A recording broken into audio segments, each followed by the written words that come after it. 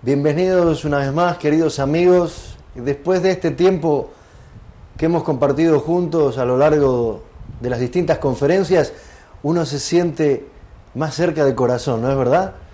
Este dar y recibir del cual hemos hablado en los principios de la creación se pone en práctica en nuestra relación más allá de las distancias. Así que los aliento una vez más a que llamen por teléfono, nos hagan llegar sus comentarios, sus inquietudes, porque como les dije, les garantizo que todas sus preguntas van a tener una respuesta. Vamos a entrar ahora en un tema sumamente importante, porque tiene que ver con los llamados principios de la restauración. ¿Y por qué esto es importante? Porque, como hemos visto en el comienzo de la historia, Dios tenía un ideal, es decir, como usted ve en su pantalla, Dios deseaba que ese hombre, en el comienzo de la historia, cumpliera su parte de responsabilidad para transformarse en un templo divino, con naturaleza divina, de manera que pudiera, tanto sus pensamientos como sus acciones, sean centradas en Dios. Si eso hubiese ocurrido con el primer hombre y la primera mujer, seríamos testigos hoy en día de solamente una historia del bien. Una historia compuesta por hombres y mujeres que vivieron centralizados en Dios. Por lo tanto, todas sus obras fueron de bondad, centralizadas en el bien. Sin embargo, hemos visto en la caída del hombre que Adán y Eva no cumplieron su parte de responsabilidad. Por el contrario, en vez de transformarse en una persona celestial, se transformaron en una persona caída. Es decir, en vez de ser la morada de Dios o el templo de Dios, fue la de Satanás, con naturaleza caída, con pensamientos y acciones de Satanás.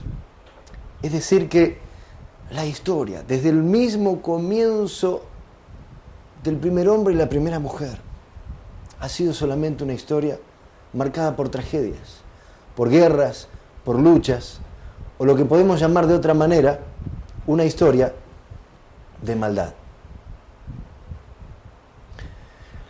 Es muy importante entonces entender que lo que vamos a ver a partir de ahora tiene que ver con todo este proceso de restauración.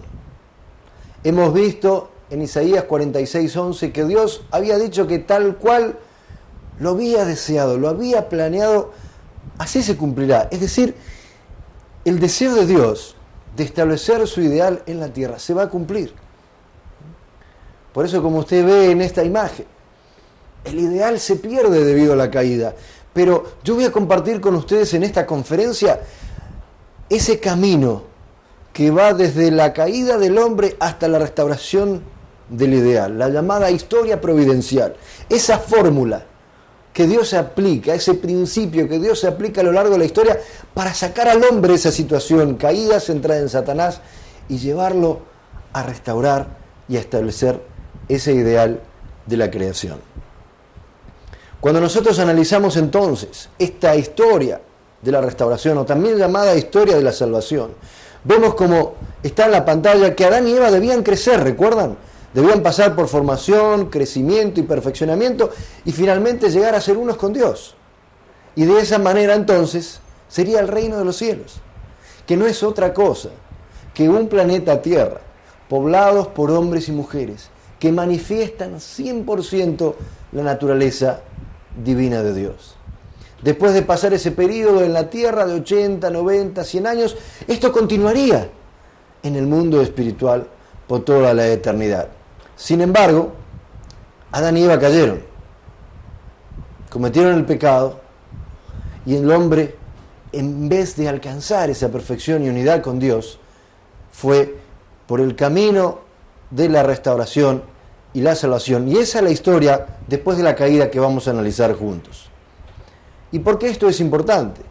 Porque muchas veces ha pasado que uno toma los acontecimientos de la historia como algo aislado, como algo accidental que ocurrió aquí, ocurrió allá, pero no ha existido una relación entre estos hechos. Sin embargo, la historia de la humanidad es la historia de la restauración.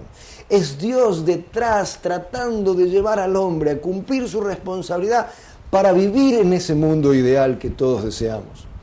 Por eso decimos que la historia providencial ha sido esta historia en la cual el hombre ha sido guiado para poder renacer a través del Mesías.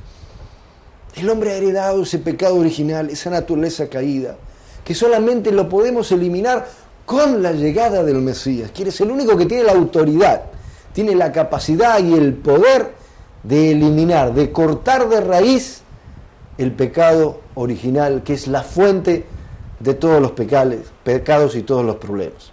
Entonces, estos principios de la restauración, ¿a qué nos conducen? Primero, a la separación de Satanás.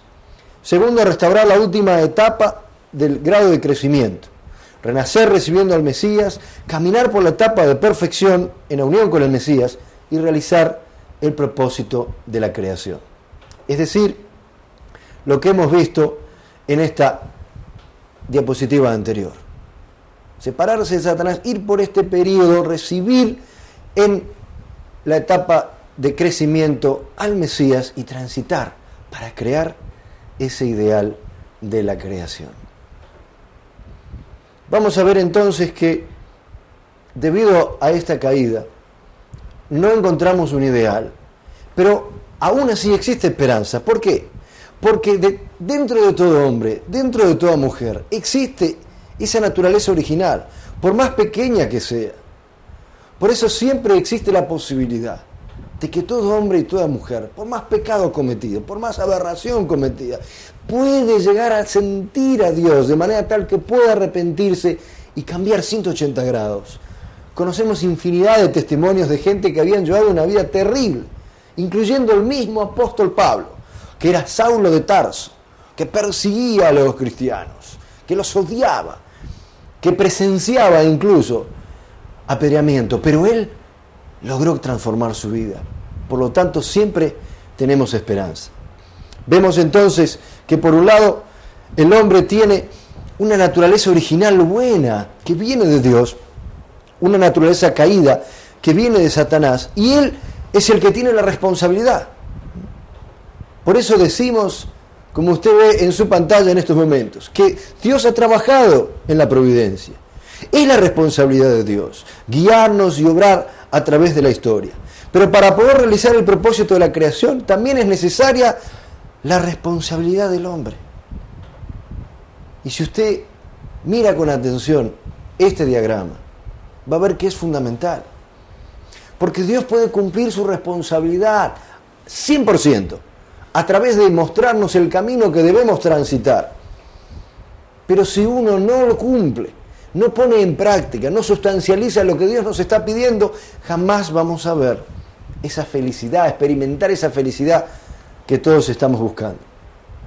Por lo tanto, desde el punto de vista de la providencia de la restauración, vemos que la responsabilidad del hombre es fundamental, porque si el hombre cumple su responsabilidad, vemos que se realiza el plan de Dios en la historia. Pero en cambio, si el hombre falla, se realiza el plan de Satanás. Por eso, queridos amigos, es sumamente importante entender cuál es el rol de la responsabilidad suya y mía en establecer el ideal. El ideal como individuo, el ideal como cónyuge matrimonial, el ideal de la familia y poder contribuir para el ideal de toda la humanidad. Una de las palabras fundamentales entonces que vimos es Mesías. Dijimos que la esperanza sustancial de toda la humanidad, suya, mía, de todos los habitantes de este planeta, es el Mesías. Pero sin embargo, para que aparezca el Mesías se necesita un fundamento. Fue el deseo de Dios, inmediatamente después de la caída. Recuerdan que dijimos que aunque Eva había caído, Adán todavía no lo había hecho. Y era el deseo de Dios que Adán continuara su periodo de crecimiento, rechazara todo tipo de tentación y alcanzara su unidad absoluta con Dios. Si él hubiese logrado eso, se habría transformado en el Mesías, en el Salvador de Eva. Sin embargo, eso no sucedió. Tanto Adán como Eva cayeron. Pero aún así ha sido el corazón de Dios enviar al Mesías lo antes posible. Entonces uno se pregunta, si ese es el deseo original de Dios, ¿por qué vemos desde Adán y Eva hasta el nacimiento del Mesías en Belén 2000 años atrás 4.000 años de historia bíblica. ¿Por qué es que pasó tanto tiempo? Quizás usted se hizo, le repito, esta pregunta. Y quizás incluso usted le ha preguntado a personas que tienen ciertos conocimientos de la Biblia. Pero si nadie le pudo dar la respuesta exacta, yo le garantizo que en esta conferencia se la voy a dar.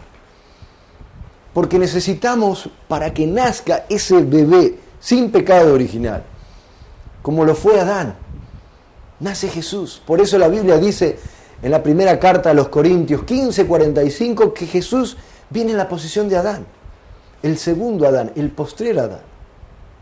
¿Qué tenían de común Adán y Jesús? ¿Qué cree usted? Sí, exactamente. Ambos nacieron directamente de Dios. Ambos no tenían pecado original. Todos los demás hombres y mujeres de la historia nacieron con pecado original después de Adán y Eva. Jesús fue el único.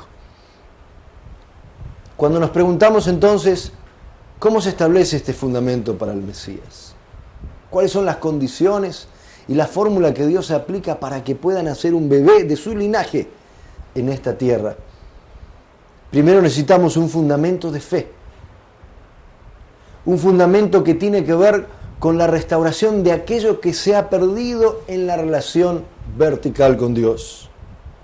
Posteriormente, necesitamos el fundamento de sustancia, que tiene que ver con la relación horizontal entre Lucifer, el arcángel, y Adán en el comienzo de la historia.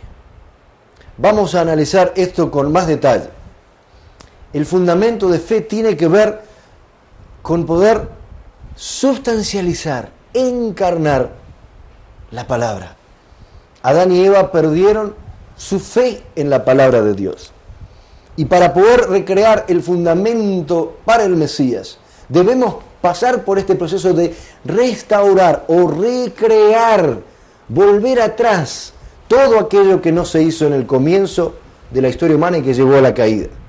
Lo primero que perdieron Adán y Eva entonces fue la fe en el mandamiento, la fe en la palabra que Dios les había transmitido y que ellos debían cumplir. Por otra parte, el fundamento de sustancia implica una encarnación sustancial de la palabra, es decir, llegar a encarnar dentro de uno mismo, hacer la manifestación visible de esa palabra, de ese mandamiento que se había perdido. Cuando analizamos en detalle los factores necesarios para recrear este fundamento de fe, vemos que hay 3 puntos principales. Lo primero que se necesita, y lo vamos a ver en detalles en la historia, es una figura central. Una persona que Dios va a elegir, que va a estar en la posición de Adán, para poder restaurar ese fracaso en el comienzo de la historia humana, y a esa persona que Dios elige le va a pedir que haga una ofrenda determinada. Vamos a ver en cada una de las familias providenciales que Dios le pide que haga esa ofrenda necesaria y que tiene que cumplirse en un periodo de tiempo. ¿Por qué? Porque esta palabra, este mandamiento, debía cumplirse y vivirse durante todo el periodo de crecimiento. No solamente aceptar no comer durante el periodo de formación o de crecimiento, sino hasta el periodo final de la etapa de perfeccionamiento.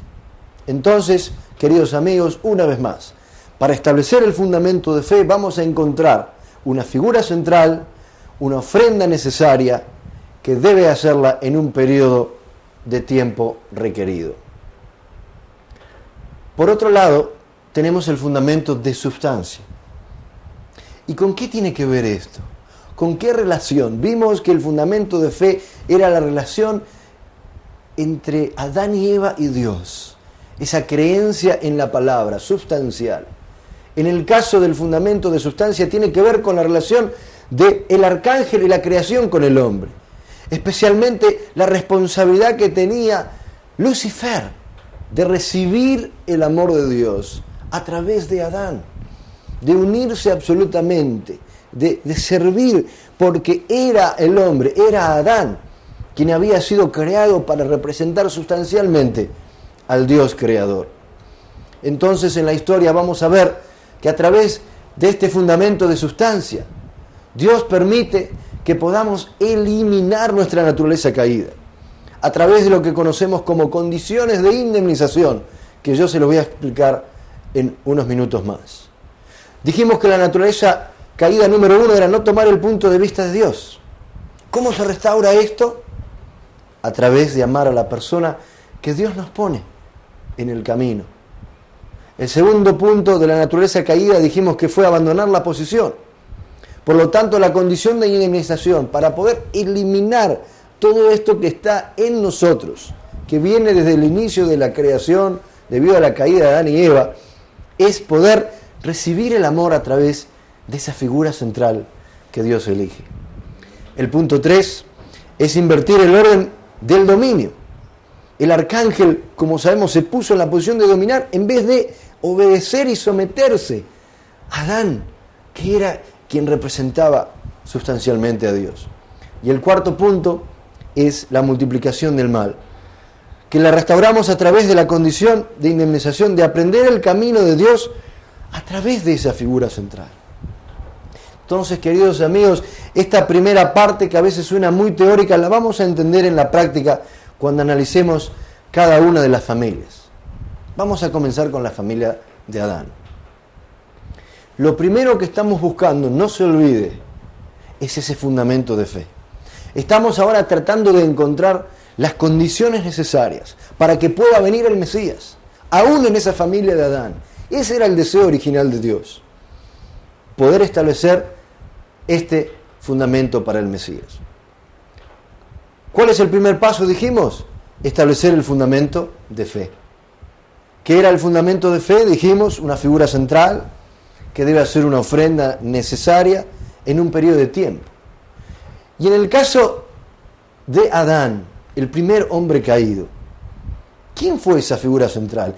¿Quién cree usted que fue la persona que Dios eligió para que hiciera esa ofrenda en ese periodo solicitado? ¿Ustedes creen que pudo haber sido Adán? Es generalmente la primera respuesta que uno encuentra. Pero en realidad Adán ya no podía ser esa persona elegida o esa figura central. ¿Por qué? Porque Adán ya se había contaminado. Si usted ve la pantalla, aquí ve como una radiografía de Adán. Por un lado sí fue creado por Dios, dotado de esa naturaleza original y divina. Pero debido a que él cayó, debido a que no cumplió su parte de responsabilidad, Satanás también formaba parte de su ser. Por lo tanto, Dios decide entonces, como dice la Biblia, darle 2 hijos. El primero, que fue Caín, y el segundo, que fue Abel. Ahora la Biblia registra que el primero iba a tener relación con Satanás, iba a tener características que reflejaban esa naturaleza de Satanás, el arcángel Lucifer que había caído. Por el otro lado, el hijo menor, Abel, va a representar esa naturaleza original, esa naturaleza buena, a diferencia del lado de Caín, que representaba la naturaleza caída. ¿Quién es entonces la figura central en este fundamento de fe? Muy bien, ahora ya lo comprendió, es Abel. Es Abel la persona que Dios elige como figura central para establecer ese fundamento de fe, lo cual requería ¿de qué? De hacer una ofrenda. Muy bien. Cuando analizamos la historia entonces, vemos que Abel hace esa ofrenda y Dios la recibe. Por eso pasamos al segundo punto, que es el fundamento de sustancia, que tiene que ver, si ustedes miran en su pantalla, con esta relación. Ya no era el arcángel Lucifer que debía unirse, someterse a Adán. En este caso es Caín. Es Caín quien está pasando por Dios, que lo pone como prueba, como plan original para que exista esa eliminación de la naturaleza caída. Para que se restaure el proceso de la caída, Dios va a poner en Caín las mismas situaciones, los mismos sentimientos que tuvo el arcángel Lucifer. Fíjense que en un momento dado, en las Escrituras, leemos en el Génesis capítulo 4, versículos 6 al 7. Dios le dice a Caín: ¿por qué andas irritado? ¿Por qué se ha abatido tu rostro? ¿No es cierto que si obras bien podrías alzarlo? Mas si no obras bien, A la puerta está el pecado acechando como fiera que te codicia y a quien tienes que dominar. Es decir, ¿qué sucede? Dios le advierte a Caín que tiene que tener cuidado con esos sentimientos, porque él va a sentir lo mismo que sintió Lucifer: envidia, celos, resentimiento. ¿Por qué? Porque su hermano menor había hecho la ofrenda a Dios, Dios la había recibido. Pero ¿qué pasó con la ofrenda que Caín le ofreció a Dios? Dios se la rechazó. Ahora algunos pueden pensar, pero ¿cómo puede ser un Dios de amor, de justicia, de bondad, haciendo algo tan duro, aparentemente injusto? ¿Cómo a uno le va a recibir la ofrenda, el regalo, y al otro se la rechaza? Pero no es injusto, es el plan providencial de Dios, es la fórmula necesaria para que Caín pueda ir por el proceso de eliminar su naturaleza caída y establecer este fundamento de sustancia. Si Caín logra unirse con su hermano, logra restaurar el fracaso que cometió el arcángel Lucifer, entonces vamos a ver el fundamento de sustancia realizado, lo que implica, sí, que el fundamento para el Mesías podría realizarse en esa familia. Sin embargo, ¿qué dicen las Escrituras?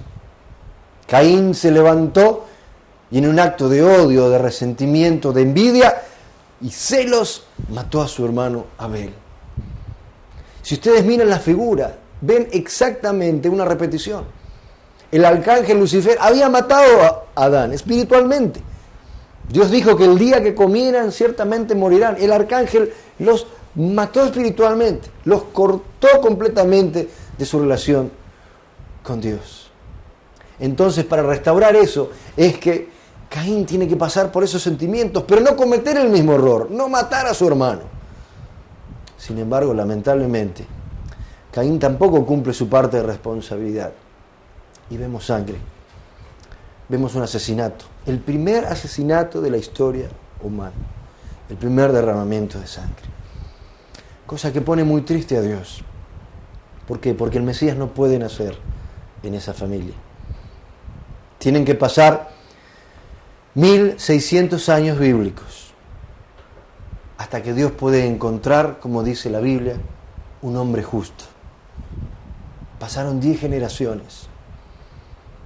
Y es recién ahí donde Dios puede encontrar una persona a través de la cual nuevamente intentar establecer el fundamento para el Mesías. Vemos entonces aquí cómo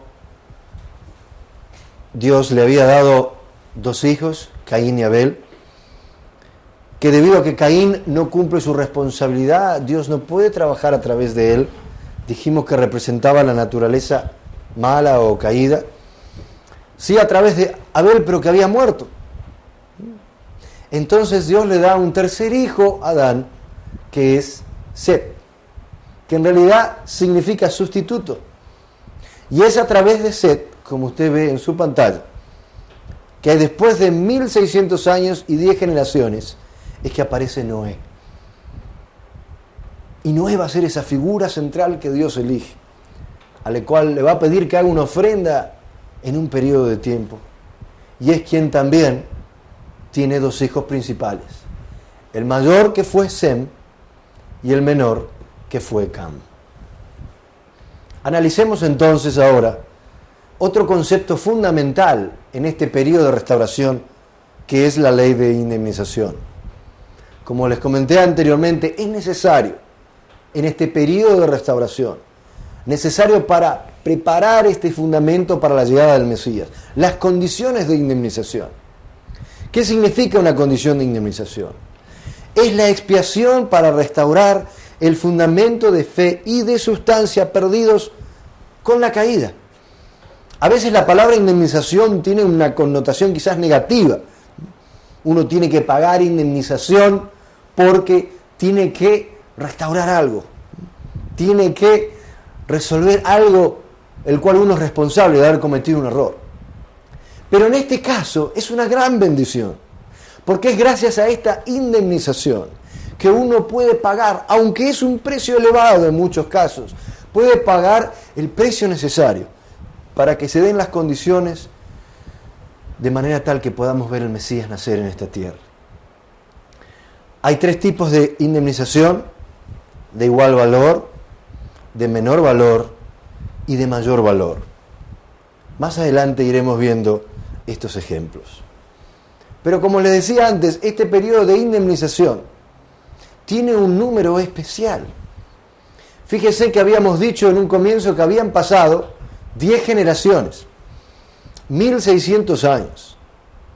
Y para poder establecer este número 40 de indemnización, se requieren no solamente este número 10 de las generaciones que fueron de Adán hasta Noé, sino multiplicado por 4, que es el fundamento de 4 posiciones, que dijimos era el fundamento esencial para la existencia, la reproducción y la multiplicación de todo ser. A través de este periodo, entonces, del número 40, surge en la historia de la providencia la separación de Satanás. El número 40 pasa a ser, y vamos a ver en muchos ejemplos, la condición necesaria que Dios pide para una separación sustancial de Dios, que dijimos era sumamente necesaria para poder restaurar el ideal de Dios. Algunos de los ejemplos los tiene aquí en su pantalla. En la época de Noé fueron los 40 días de diluvio.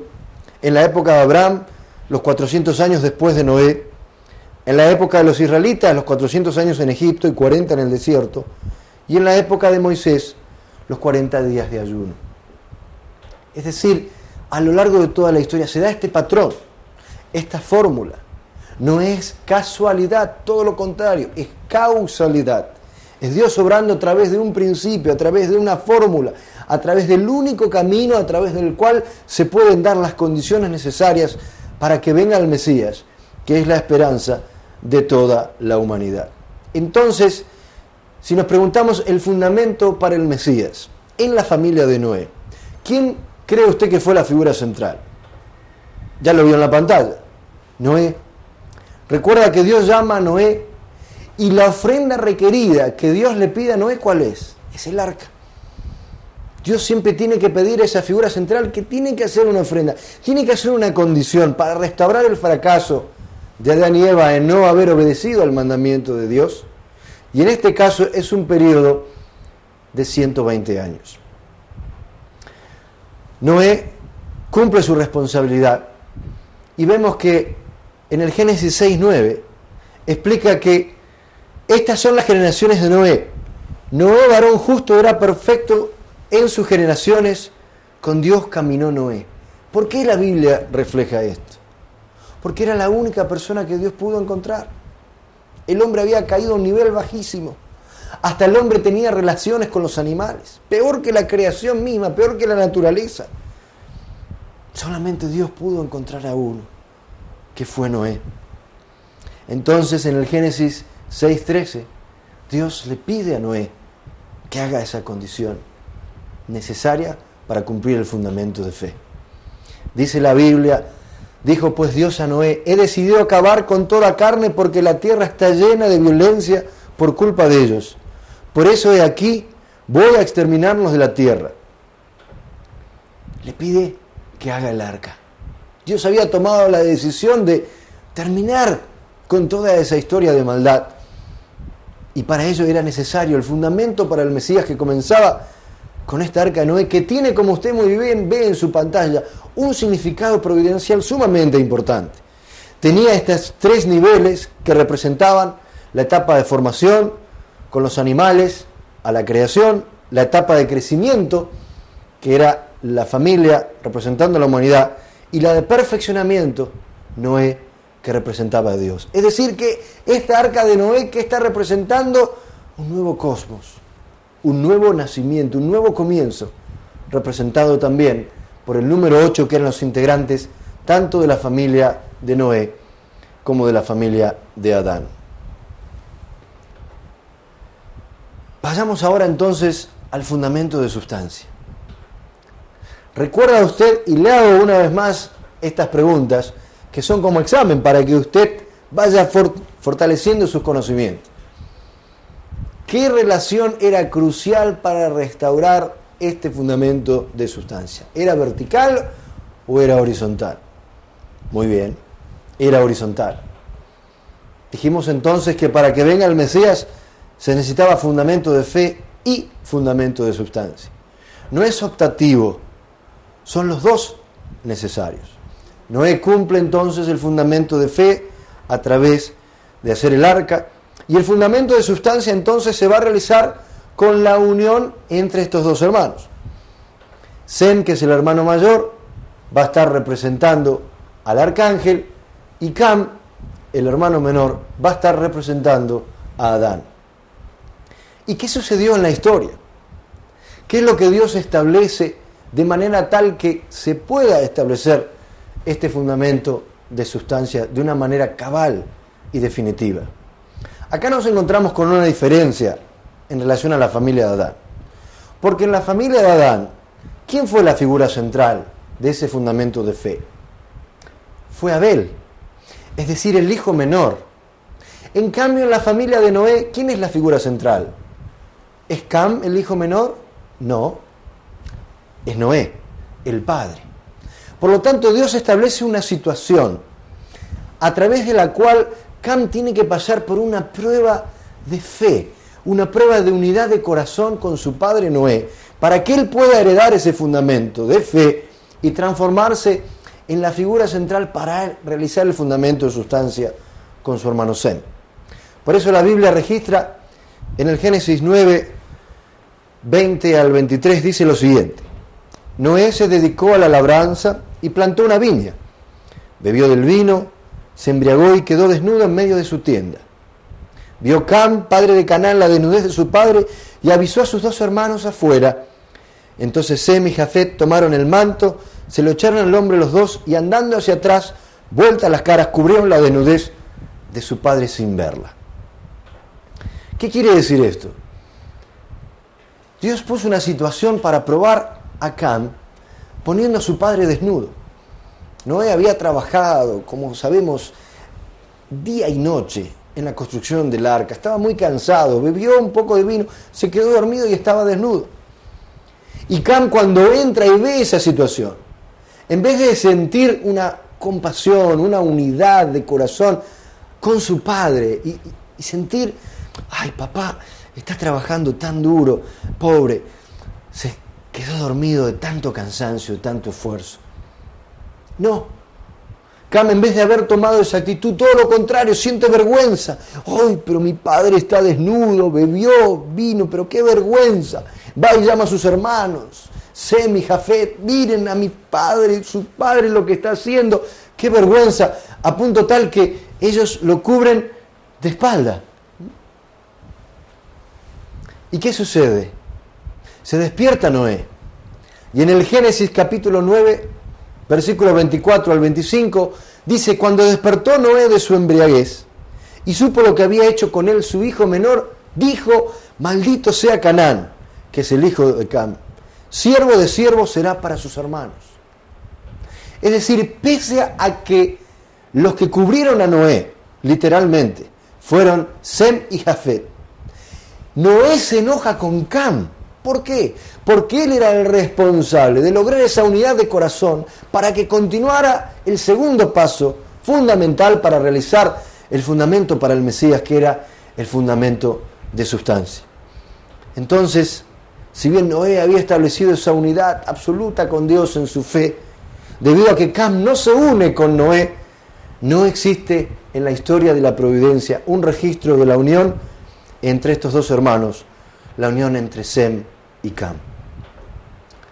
Tristemente, queridos amigos, esto nos conduce nuevamente a la conclusión de que el fundamento para el Mesías no se puede lograr. ¿Se imaginan el corazón de Dios? Quien desde el mismo momento de la caída de Eva ha estado esperando la ocasión para enviar al Mesías. Dios continúa y pasan 400 años, 10 generaciones, hasta que aparece Abraham. Y vamos a analizar ahora el tercer intento, el número 3, que Dios ejerce en la providencia para crear ese fundamento para recibir el Mesías. Recordamos que primero necesitamos ese fundamento de fe como condición absoluta. Y el primer punto era una figura central, ¿recuerdan? Alguien que va a estar en la posición de Adán, a quien Dios va a llamar para poder cumplir con esa ofrenda requerida. Y la Biblia registra en el Génesis 12:2, Dios se dirige a Abraham y le dice: de ti haré una nación grande y te bendeciré. Engrandeceré tu nombre y sé tú una bendición. Dios elige entonces en la familia de Abraham como figura central para establecer el fundamento de fe, Abraham. ¿Y cuál es la ofrenda requerida? Cuando nosotros leemos en el Génesis capítulo 5, versículos 5 al 7, Dios primero manifiesta su corazón y dice lo siguiente: sacándole afuera, le dijo: mira al cielo y cuenta las estrellas, si puedes contarlas. Y le dijo: así será tu descendencia. Y creyó él en Yahvé, el cual se lo reputó por justicia. Y le dijo: yo soy Yahvé, que te saqué de Ur de los Caldeos, para darte esta tierra en propiedad. Marcando una vez más que la persona central, la figura central que Dios elige en esta tercera familia, en la providencia de la restauración, es Abraham. ¿Y cuál es la ofrenda requerida? ¿En dónde encontramos nosotros en las Escrituras? Con lujo de detalles. ¿Qué es lo que Dios le pide a Abraham para que haga esa ofrenda requerida? Son animales. Pero, ¿qué clase de animales? Dios le pide que haga como ofrenda una paloma, una tórtola, un cordero, una cabra y una novilla, que representa una vez más todo el cosmos. Representa la restauración de los errores de Adán, de Noé, que van a ser restaurados en la familia de Abraham. En el Génesis 15, capítulo 8, versículo 8 al versículo 9, Dios en detalle registra cuál fue esta ofrenda. Él dijo: mi Señor Yahvé, ¿en qué conoceré que ha de ser mía? Díjole Dios: tráeme una novilla de 3 años, una cabra de 3 años, un carnero de 3 años y una tórtola y un pichón. Esa fue la ofrenda requerida, muy, muy detallada, como ustedes ven, que Abraham debía cumplir. Sin embargo, comparada con la ofrenda que tenía que haber hecho Noé, un arca arriba de un monte donde no había agua, donde no había río, donde no había mar, es muy simple la ofrenda que tiene que hacer Abraham. Leemos en el Génesis 15, 10, 13. Tomó él todas estas cosas y partiéndoles por medio, puso cada mitad enfrente de la otra. Sin embargo, los pájaros no los partió. Las aves rapaces bajaron sobre los cadáveres, pero Abraham las espantó. Y sucedió que estando ya el sol para ponerse, cayó sobre Abraham un sopor y de pronto le invadió un gran sobresalto. ¿Qué quiere decir esto? Si bien Abraham comienza bien en el proceso de realizar las ofrendas, llega un momento en que él no toma conciencia cuán importante es cumplir al pie de la letra lo que Dios está diciendo. Y él, en vez de culminar todo el proceso de estas 3 etapas en la ofrenda requerida, deja al final para más tarde, se queda dormido y vienen aves rapaces que simbolizan a Satanás e invaden esa ofrenda. Por eso el Génesis continúa diciendo: Yahvé le dijo a Abraham: has de saber que tus descendientes serán forasteros en tierra extraña. Los esclavizarán y oprimirán durante 400 años. Y algunos se han preguntado: ¿cómo puede ser un Dios misericordioso, un Dios de amor, un Dios de bondad absoluta, haya tenido semejante actitud, porque Abraham no terminó de separar en 2 las ofrendas? Esto muestra muy claramente cuán importante es cumplir la voluntad de Dios al pie de la letra. Si no, Satanás invade. Si no cumplimos nuestra parte de responsabilidad, Satanás nos invade y hay periodo de sufrimiento. Por lo tanto, como vemos entonces en la pantalla, el fundamento de sustancia no se pudo realizar. Y la unidad entre el hijo mayor, que era Ismael, y el hijo menor, que era Isaac, no se realizó. Por lo tanto, el fundamento de sustancia y el fundamento para la llegada del Mesías no se puede establecer en esos momentos. Y es más, Dios le dice a Abraham que sus descendientes van a sufrir en tierra ajena, en tierra extraña, por 400 años en Egipto. Sin embargo, como dijimos antes, este es el número 3. Y a diferencia del número 1 y el número 2, que son las etapas de formación y crecimiento que fueron invadidas por Satanás, el número 3, la etapa de perfeccionamiento, es número de Dios, es número divino. Por lo tanto, Dios tenía la oportunidad de, a través de una condición de indemnización, continuar su providencia en esa tercera familia de Abraham. ¿Y cuál fue esta condición de indemnización que debía hacer Abraham? En este caso, fue una condición de indemnización de un valor muy grande, mucho mayor. El Génesis 22:2 registra lo siguiente. Dios le dice: toma a tu hijo, a tu único, al que amas, a Isaac, vete al país de Moriah y ofrécele allí en holocausto, en uno de los montes, el que yo te diga. ¿Qué quiere decir esto, amigos? Dios le pide a Abraham, para poder restaurar su fracaso, para poder continuar la providencia de la restauración y encontrar el fundamento para el Mesías, que sacrifique a su propio hijo en holocausto, es decir, como una ofrenda. Si ustedes fuesen Abraham, imagínense lo que pasó por su corazón y por su mente. Imagínense si Dios les pide en estos momentos que hagan la condición de indemnización de sacrificar a un hijo. Abraham pasó por una tremenda prueba de fe. Por eso se lo considera el padre de la fe, de las religiones judaicas, cristianas y musulmanes. Es el padre de la fe. Porque él entiende que debido a que no cumplió la voluntad de Dios, debido a que él no cumplió su parte de responsabilidad, es que hubo sufrimiento. Por lo tanto, esta vez él decide restaurar y llama a su hijo y está determinado a ofrecerlo en holocausto. La Biblia registra entonces que cuando están por llegar a ese monte, Isaac mira alrededor y se da cuenta que no había ninguna ofrenda, no había ningún carnero, no había algún animal para ofrecer.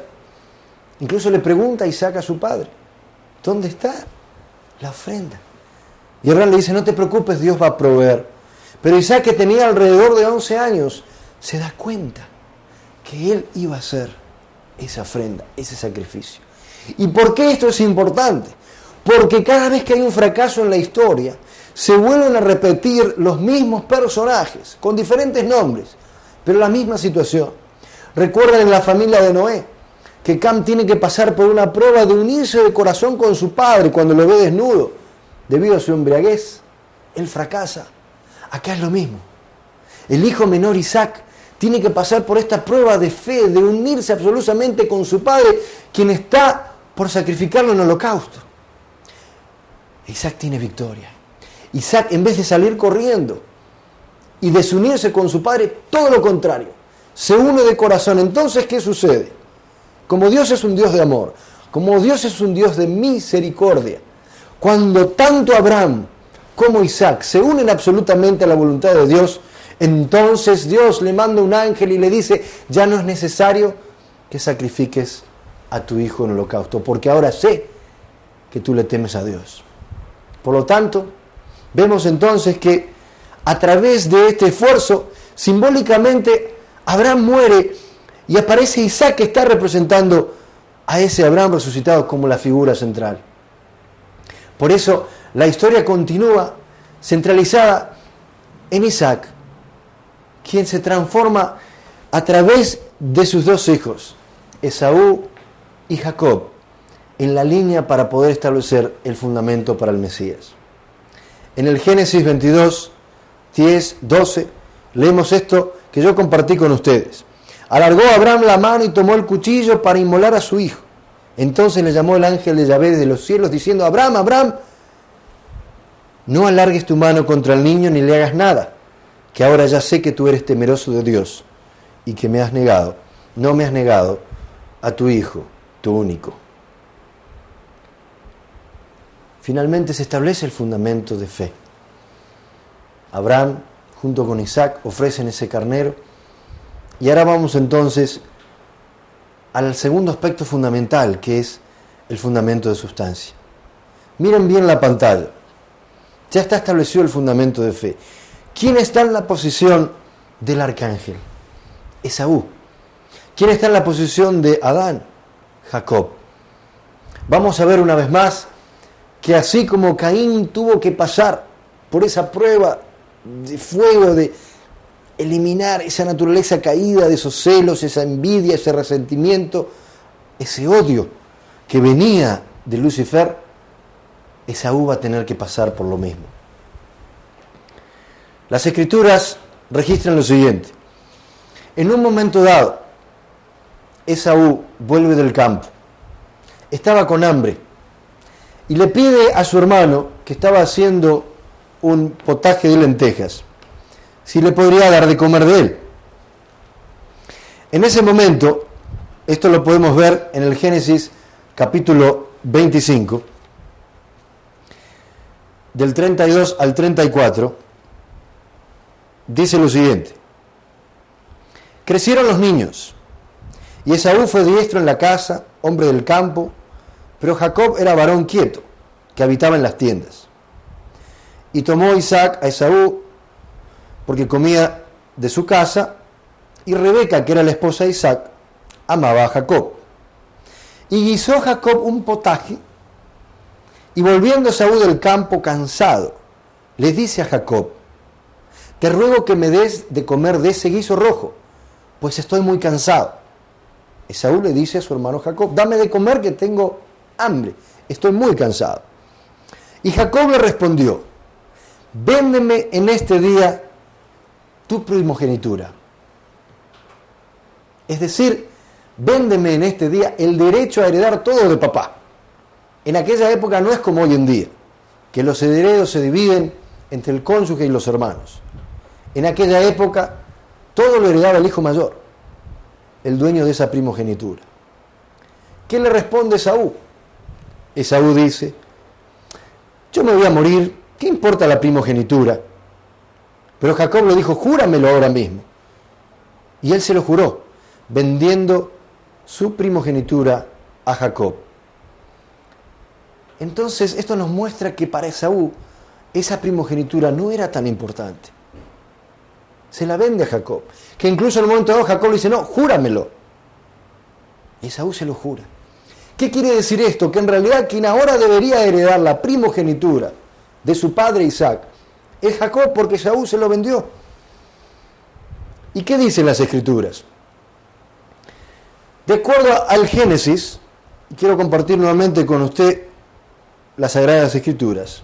En el capítulo 27, desde el versículo 1, dice lo siguiente: aconteció que cuando Isaac envejeció y sus ojos se oscurecieron, quedándose sin vista, quedó ciego, llamó a Esaú, su hijo mayor, y le dijo lo siguiente: hijo, he aquí, yo ya soy viejo, no sé el día de mi muerte. Toma pues ahora tus armas, tu aljaba y tu arco, y sal al campo y tráeme caza, tráeme comida. Hazme un guisado como a mí me gusta, y tráemelo y comeré, para que te bendiga antes que muera. ¿Qué quiere decir esto? Isaac no estaba al tanto de que Esaú le había vendido la primogenitura a su hermano Jacob. Entonces él ya estaba muy anciano, ciego, ya sabía que le quedaban pocos días de vida y entonces quería darle la bendición. Es decir, la ceremonia a través de la cual el padre transmitía todo a su hijo mayor. Entonces le dice: antes de darle esa bendición, tráeme caza, prepara un guisado como a mí me gusta, así yo lo como y luego te doy la bendición. El versículo 5 dice: y Rebeca, la esposa de Isaac, estaba oyendo cuando hablaba Isaac a Esaú su hijo.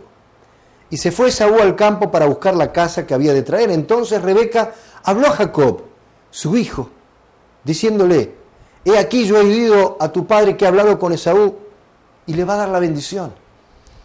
Rebeca sabía que Esaú le había vendido la primogenitura a Jacob, por lo tanto era él quien la debía recibir. Entonces Rebeca le dice a su hijo, le da instrucciones precisas de qué es lo que ella debía hacer.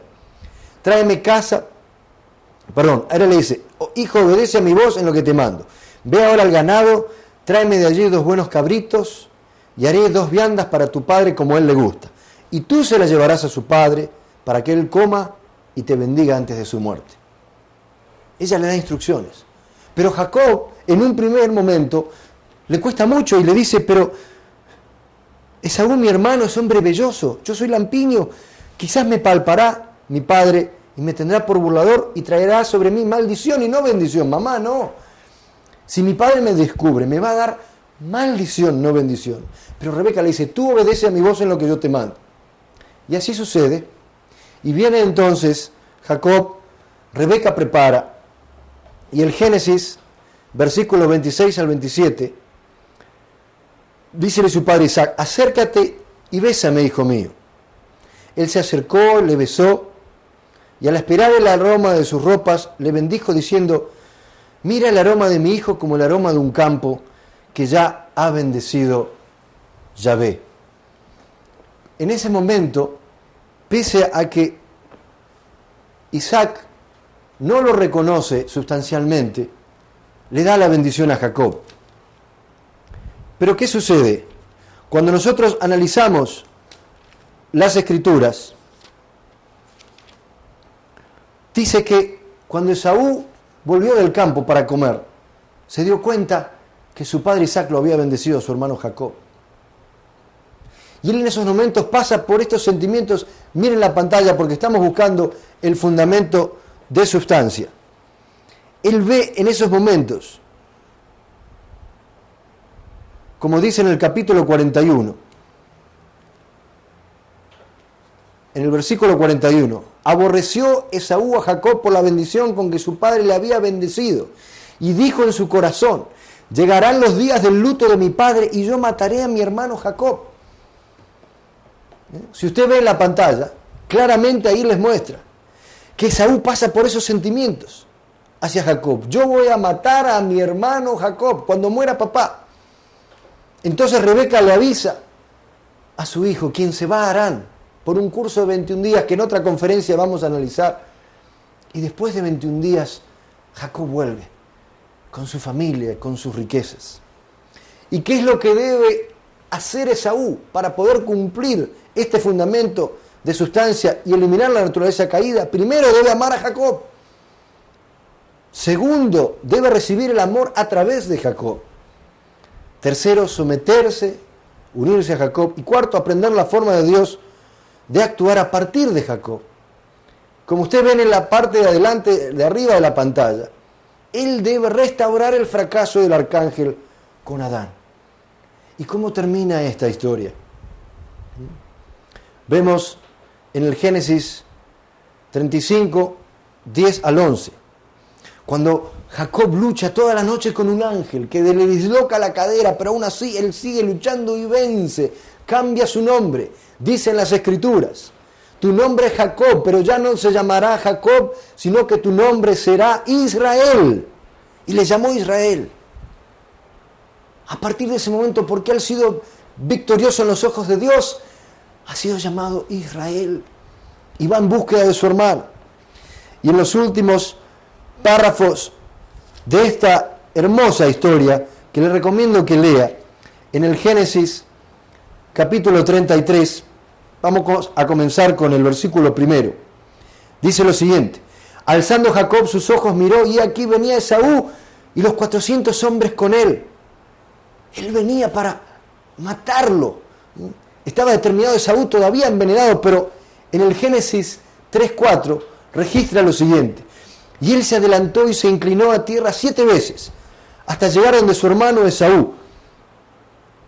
Y Esaú corrió a su encuentro, lo abrazó, le echó al cuello, le besó y lloró.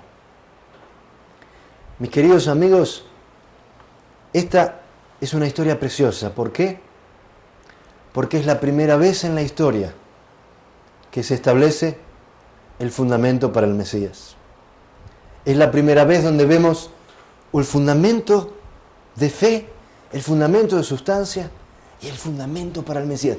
Ya están dadas las condiciones para que nazca en la tierra el Hijo de Dios. En las próximas conferencias, mis queridos amigos, vamos a analizar qué pasó desde esta unión y este encuentro entre Jacob y Esaú hasta que finalmente en Belén nace Jesús de Nazaret. Muchísimas gracias, que Dios les bendiga.